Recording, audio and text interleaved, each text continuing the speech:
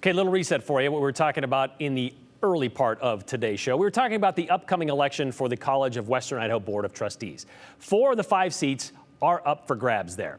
This go-around includes 4 candidates that have been fully endorsed by the state Republican Party. Those are shown in red right here on your screen. There's 4 zones, zone 1, 2, 3, and 4. The 5th zone is not up for grabs. That belongs to Cherie Buckner-Webb. She's the vice chair. That is not up for re-election there. But you can see those candidates in red backed by Idaho's Republican Party and endorsed. And the last time a community college board election saw such a push from a political party, you can see that the North Idaho College, they haven't quite recovered yet up there. That endorsement, though, is something a former CWI trustee is not taking lightly. Mark Dunham is one of those original trustees, spending 13 years on the board beginning in 2007.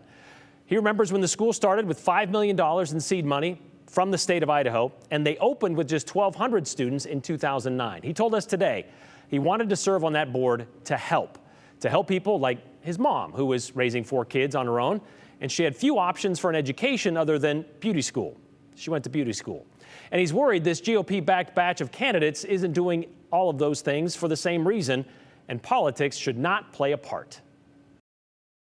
When CWI was just an idea, it was a whole bunch of chambers of commerce in Canyon and Ada counties seeing the need for a community college. It was a huge group of people that didn't really care about party, but they all joined together to further the goal of a community college to serve all these people that needed training, and it was also to help with businesses that are trying to attract workers.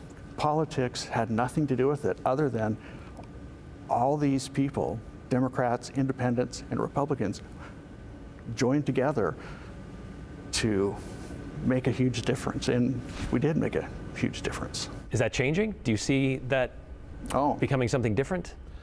Yeah, I'm very disappointed that I've found out that the candidates that are running right now, there is a group, and I guess it's the Idaho Republican Party, are fielding a slate of candidates. I don't think politics should have anything to do with education and serving education needs in the Treasure Valley. And I really think that what is happening now is very divisive, especially what's happening in North Idaho College. I was going to ask you, do you think this has anything to do or can see that going down the same path as what is happening in North Idaho? Yes, I think what has happened in North Idaho College is a key factor in what is happening right now. So what happened with North Idaho College? Well, back in 2020, the 5-member Board of Trustees was taken over by a majority of Kootenai County Republican Central Committee-backed candidates. And according to complaints against them, their goal was to eliminate tax-based diversity initiatives at the school. Since then, it's been 2 years of turmoil. North Idaho College received a warning for not having a properly functioning governing board. A president was fired without cause, a 6-figure legal settlement, several college leaders left, the State Board of Education had to appoint new trustees, and the school nearly lost its accreditation, threatening funding, scholarships, and credit transfers. So do you think politics made that problem in North Idaho? Yes, exactly. And I'm very concerned that is what's happening right now with CWI, this race.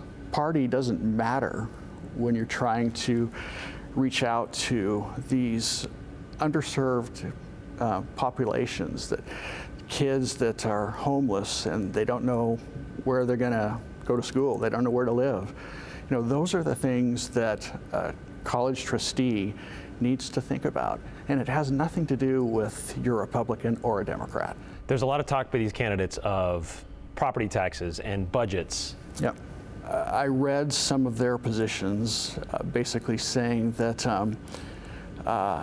taxes are too high and that levy rates for CWI is way too high.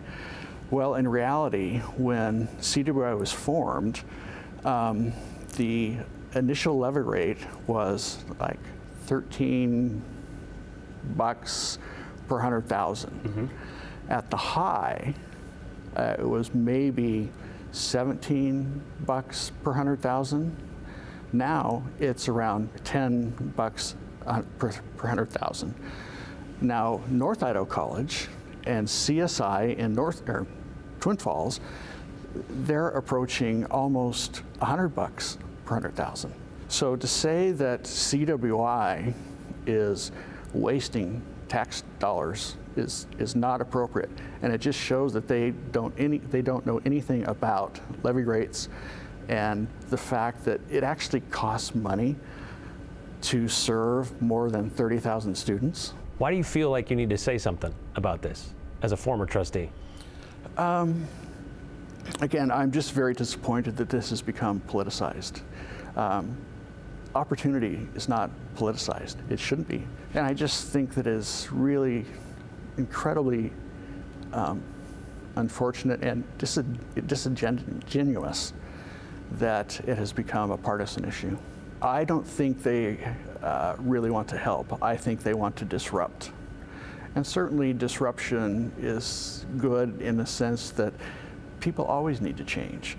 But disruption for just the sake of disruption, to be to just, I guess, take a sledgehammer to make these issues is not appropriate, especially accreditation is a big deal. And I just don't understand why they have this agenda.